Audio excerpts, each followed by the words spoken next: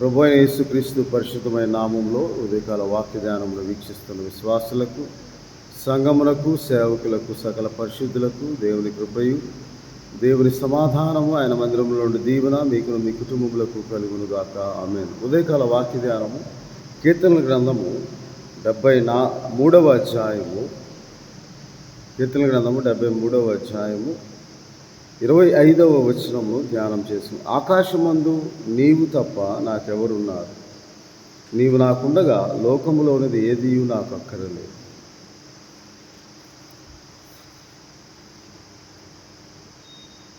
డెబ్బై 73వ కీర్తనలో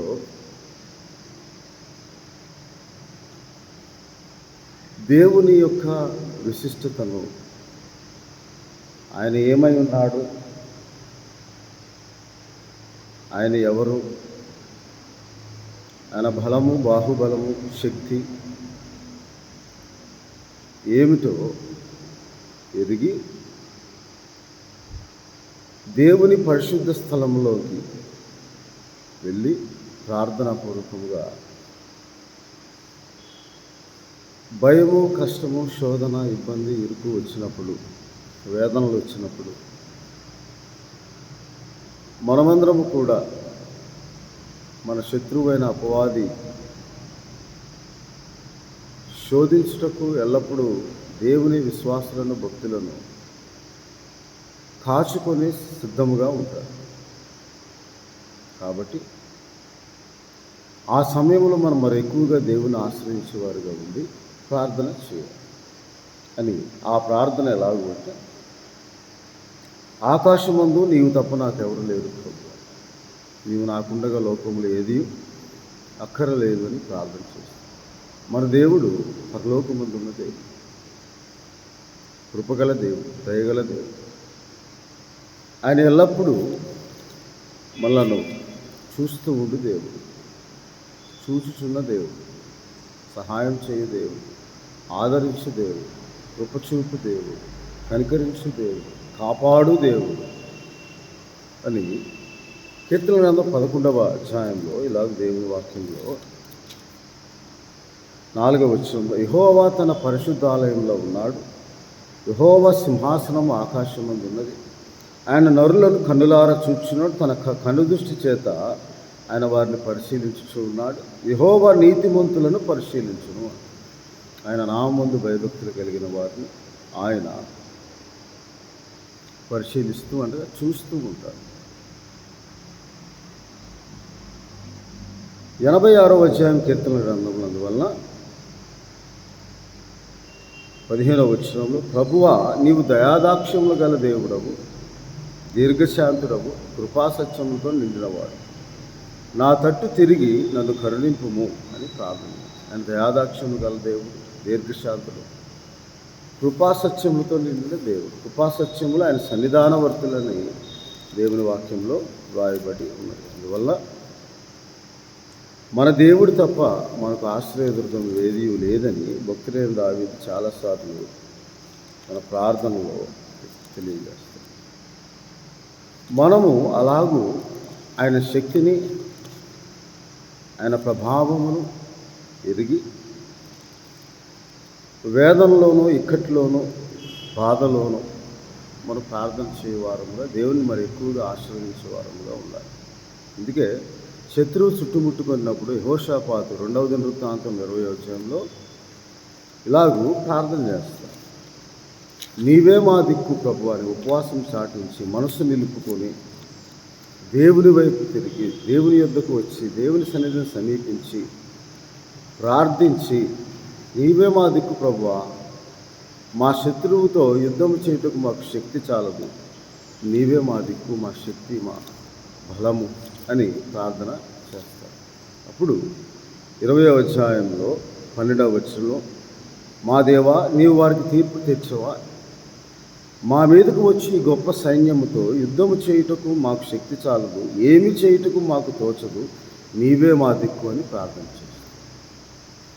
ఆకాశమందు నీవు తప్ప మాకెవరు లేరు ప్రభువా, నీవే మా దిక్కు అని ప్రార్థన చేస్తుంది.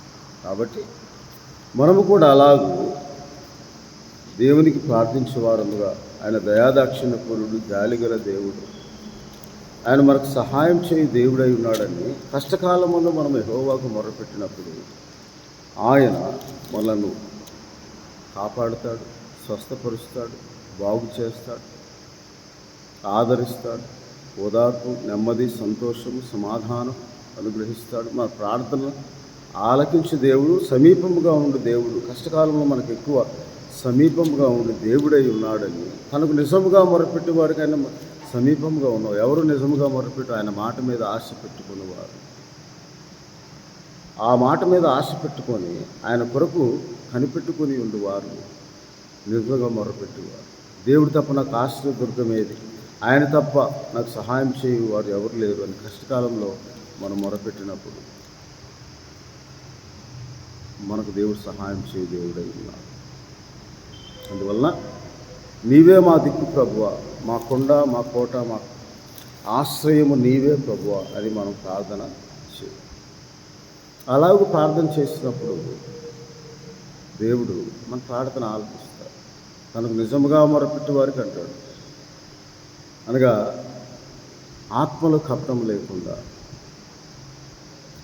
మనం ప్రార్థన చేయాలి. కీర్తనల గ్రంథం 17వ అధ్యాయంలో ప్రభువా నా ప్రార్థన ఆలకించు ప్రభువా, అది కపటమైన పెదవుల నుండి వచ్చినది కాదు అని 17వ అధ్యాయం 2వ వచనంలో భక్తుడు ప్రార్థన చేస్తారు. అలాగే మనము చేయు ప్రార్థన మన ప్రాణం విచారం వల్ల క్షీణించినప్పుడు, మన బ్రతుకు దుఃఖముతో వెలబుచ్చుతున్నప్పుడు, నేను ఏకాకిని నేను బాధపడేవాడిని అంటాడు కీర్తనల గ్రంథం 25వ అధ్యాయంలో దావీదు భక్తుడు ప్రార్థన చేస్తాడు. ఆయన ఆశ్రయించి ప్రార్థన చేస్తాడు. నా వైపు తిరిగి నన్ను కరుణించు ప్రభువా, 16-17 వచ్చి ఇక్కట్లో నుండి నన్ను విడిపించు ప్రభువా, నా బాధను నా వేదనను కనుగొను ప్రభువా, నా పాపములన్నిటిని క్షమించు ప్రభువా అని మన ప్రార్థన చేయాలి. అది కంఠధ్వని ఎత్తి ఆర్తధ్వని చేయు ప్రార్థనగా కీర్తన గ్రంథం 5వ అధ్యాయంలో అలాగూ మనము 1-2 వచనాలు, యెహోవా నా మాటల చెవిబెట్టుము, నా ధ్యానం మీద లక్ష్యం ఉంచు, నా రాజా నా దేవ నా ఆర్తధ్వని ఆలకించుము, నిన్నే ప్రార్థిస్తున్న ఉదయమున యెహోవా నా కంఠస్వరం నీకు వినబడను, ఉదయం నా ప్రార్థనని సన్నిధిని సిద్ధం చేసి కాచుకొని ఉండాలి. అదే కనిపెట్టుకొని ఉండుట, ఆయన మాట మీద ఆశ పెట్టుకుని నా దేవుడిని ఆశ్రయదుర్గమని చెప్పి ఎప్పుడైతే మనం అలాగ ప్రార్థన చేస్తామో దేవుడు మనకు సహాయం చేయ దేవుడైన కష్టకాలంలో ఆదుకున్న దేవుడై ఉన్నాడు. నీవే మా దిక్కు ప్రభువా, నీవు ఉండగా నాకు ఈ లోకంలో ఏది అక్కర్లేదు అన్నప్పుడు దేవుడు ప్రతి మార్గమును సరళం చేయ దేవుడై ఉన్నాడు. కాబట్టి మరి ఎక్కువగా మనము దేవునికి చేయు ప్రార్థన ఆయన కృప కొరకు కనిపెట్టే వారముగా, ఆయన మాట మీద, ఆయన వాక్కు మీద ఆశ పెట్టుకున్న వారముగా మనం ఉండాలని దేవుని వాక్యంలో రాయబడి. అది 142వ కీర్తనలో మొదటి 2 వచనాలు, నేను ఎలుగెత్తి యెహోవాకు మొరలిడుచున్నాను, ఎలుగెత్తి యెహోవాను బతిమాలుకొంచున్నాను, బహువినయముగా ఆయన సన్నిధిని మొరపెట్టుచున్నాను, నాకు కలిగిన బాధను ఆయన సన్నిధిని తెలియజెప్పుకొచ్చు ఉన్నాను. యెహోవా 141వ అధ్యాయం 8వ వచనం, నా ప్రభువా నా కన్నులు నీ తట్టు చూచుచూ ఉన్నాను. మనకు అవసరమైనది ఒకటే, అది నీవు ఉండగా నాకు ఈ లోకంలో ఏది అక్కర్లేదు, కానీ అవసరమైనది ఒకటే, అది దేవుడు మనల్ని కరుణించే వరకు మనం ప్రార్థన చేయాలి. ఆయన వాక్యమును గైకొనాలి. ఆయన వాక్యానుసారంగా మనం చేయు ప్రార్థన, పెట్టు మొర, మన విన్నపము, విజ్ఞాపనం అది ధ్యానంతో కూడినదై మనము దేవుని సన్నిధిని సమీపించి దేవుని సన్నిధికి వచ్చి, అది ఏ సమస్య అయినా సరే, అనారోగ్యమైన, ఆర్థిక ఇబ్బందులైనా, ఇంక ఏ సమస్య అయినా, ఏ శోధన అయినా, ఏ బాధ అయినా, ఏ వేదన అయినా ఆయన సన్నిధికి వచ్చి సమీపించి మనం ప్రార్థించినప్పుడు ఆయన నా శ్రమలో నా దేవునికి నేను ప్రార్థన చేసి ఆయన తన ఆలయంలో నుండి ఆలకించి నా ప్రార్థనకు ప్రతిఫలము దయచేసాడని కీర్తన గ్రంథం 32వ అధ్యాయంలో రాయబడి ఉంది. కావున 6వ వచనంలో, నీ దర్శన కాలమందు భక్తి గల వారందరూ నిన్ను ప్రార్థన చేస్తారు. 18వ అధ్యాయం 6వ వచనంలో 4-5 వచనంలో, మరణ పాశములను చుట్టుకొనగను, భక్తిహీనులు వరద పొర్లు వలె నా మీద పడి బెదిరింపగను, పాతాళపు పాశములను అరికట్టగలరు, మరణపు ఊరులు నన్ను ఆవరింపు. నా శ్రమలో యెహోవాకు నేను మొరపెట్టి తిని, నా దేవునికి ప్రార్థన చేసి తిని, ఆయన తన ఆలయంలో ఆలకించిన ప్రార్థన అంగీకరించి నా మొర ఆయన సన్నిధిని చేరి ఆయన చెవులు వచ్చాను. కాబట్టి అప్పుడు కీర్తన గ్రంథం 20వ అధ్యాయంలో ఎప్పుడైతే మనం ప్రార్థన చేస్తాము 2వ వచనంలో పరిశుద్ధ స్థలంలో నుండి ఆయన నీకు సహాయము దయచేస్తాడు. సియోన్లో నుండి ఆదుకుని. సియోన్లో 76 కీర్తనలు ఆయన ఆలయం ఉన్నదంట. శాలేంలో ఆయన గుడారం ఉన్నది, సియోన్లో ఆయన ఆలయం. ఆయన ఆలయంలో నిన్ను ఆదుకుంటాను. కాబట్టి నీ నైవేద్యం జ్ఞాపకం చేసుకుంటాను. నీ కోరిక సిద్ధింపచేసి నీ ఆలోచన యావత్తు సఫలపరిచి, నీ ప్రార్థన సఫలపరిచి నీకు సహాయం చేయి దేవుడున్నా. నీ ఉండగా నాకు ఈ లోకంలో అవసరమైనది ఒకటే అంటాడు మరియా, యేసుక్రీస్తు ప్రభువు. మరియా ఉత్తమమైన దాన్ని ఏర్పరచుకుంటా ఆయన పాదం చెంత చేరి ప్రార్థిస్తూ, ఆయన బోధ వింటూ, ఆయన వాక్యంలో ఈ లోక సంబంధమైనవన్నీ విడిచిపెట్టి ఆయన ఉండగా నాకు ఈ లోకంలో ఏది అక్కర్లేదని మరియా యేసు పాదం మీద కూర్చుంది. ఆమె ఉత్తమమైన దాన్ని ఎంచుకున్నదాన్ని. అవసరమైనది ఒకటే అంటాడు.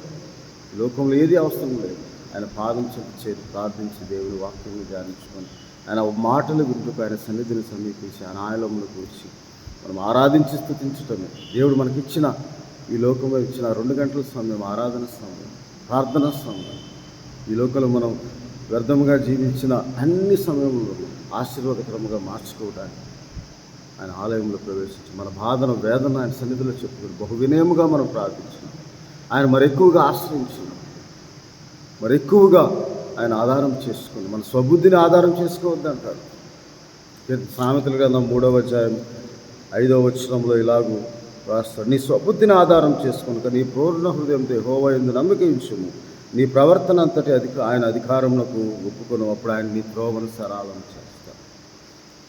కాబట్టి మనము కూడా అలాగే మరి వాళ్ళ ఉత్తమమైనదని అంటారు. ఎందుకంటే 85వ కీర్తనలో ఇలాగూ దేవుడిని యేసుక్రీస్తు ప్రభువారు చెప్పిన లూకాసు సువార్తలో చెప్పిన మాట, యోహాను సువార్తలో చెప్పిన మాట, మరియా ఉత్తమమైన దాన్ని ఏర్పరచుకుందని చెప్పిన మాట అవసరమైనది ఒకటే అంటాడు. ఆయనే మనకు అవసరం. ఎందుకనగా ఆత్మీయ అవసరం తీర్చేవాడు ఆయన.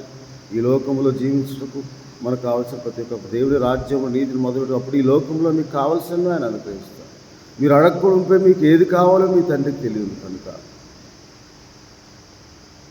మనము అలాగ ప్రార్థించి దేవుని సహాయం కొరకు వేడుకోవాలి. దేవుని వాక్యంలో రాయబడి కాబట్టి దేవుడు మనకు తోడుగా ఉంటాడు. యెహోవా యందు భయభక్తి గల వారి చుట్టూ ఆయన దూత కావలి వారిని రక్షిస్తారు. ఎప్పుడు మనం ప్రార్థన చేసి ఆ కాపుదల సంరక్షణ దేవుడు మనకు అనుగ్రహిస్తాడు. ఇందువలన 85వ కీర్తనలో ఇలాగూ రాయబడి ఉంది, మరియా ఉత్తమమైనదని ఎంచుకుంది. కాబట్టి కీర్తన గ్రంథం 85వ అధ్యాయంలో మనం కూడా ప్రార్థన చేయాలి. ప్రభువా 7వ వచనం, యెహోవా నీ కృప మాకు కనపరచు, నీ రక్షణ మాకు దయచేయి. దేవుడని యెహోవా సెలవిచ్చిన మాటలను నేను చెవిని పెట్టింది. ఆయన తన ప్రజలతో తన భక్తులతో శుభవచనము సెలవిచ్చును. 12వ వచనం, యెహోవా ఉత్తమమైన దాన్ని. ఎందుకంటే ఎప్పుడైతే మనం ఉత్తమమైనది అనగా ఆయన పాదం చెంత చేరి మరియ వలె ఆయన బోధనలు వింటూ ఈ లోకంలో మార్త అయితే అనేక విషయంలో చింతిస్తుంది. ఈ లోకంలో ఆయన మన దగ్గర ఉన్నప్పుడు మనకు సమీపముగా ఉన్నప్పుడు మనకి ఈ లోకంలో ఏదీ అక్కర్లేదండి. అవసరమైనది ఒకటే అని దేవుని వాక్యంలో రాయబడి ఉన్న ప్రకారం ఈ మనము కూడా అలాగూ మరి ఎక్కువగా విశ్వాసంతో కూడిన నిరీక్షణ, విశ్వాసంతో కూడిన ఆత్మ, దేవుని ఆత్మ వలన ఆరాధించుటకు ఆయన సన్నిధికి వచ్చి ప్రార్థించుకోవాలి.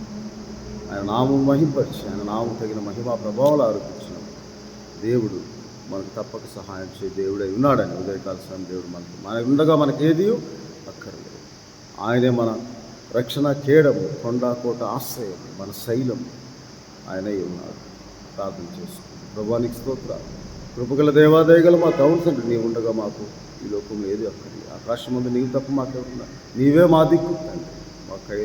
మా కేడము, శైలము, మా దుర్గము, మా విమోచకుడు, మా రక్షకుడు, మమ్మల్ని కునుకక కాపాడు దేవుడు. నీకు స్తోత్రాలు చెల్లిస్తే వీడుదారు వీక్షిస్తున్న ప్రతి కుటుంబంలో అనారోగ్యంతో వారిని ముట్టి స్వస్థపరచదు. యేసుక్రీస్తు ప్రభు నామంలో పరిపూర్ణమైన ఆరోగ్యము, సంపూర్ణమైన స్వస్థత అనుగ్రహించున్నాను. ప్రతి విధమైన శోధన, వేదన, బాధల్లో ఉన్న వారికి విడుదల, విమోచన దయచేయండి ప్రభు. ప్రతి కుటుంబాన్ని మీరు జ్ఞాపకం చేసుకొని దీవించి ఆశీర్వించి మీ కృపాక్షేములతో మా ప్రభువును మా రక్షకుడు యేసుక్రీస్తు వారి పరిశుద్ధమైన నామమునే ప్రార్థన చేయించున్నాను తండ్రి. తండ్రి అయిన దేవుని ప్రేమ, ప్రభువును రక్షకుడైన యేసుక్రీస్తు వారి కృప, పరిశుద్ధాత్మనిచ్చే ఆదరణ ఆయన మీకు అనుగ్రహించి మిమ్మల్ని మీ కుటుంబంలో బిడ్డలను ఆశీర్వదించి మిమ్మల్ని కాపాడి సంరక్షించును గాక. దేవుడు మిమ్మల్ని దీవించును గాక.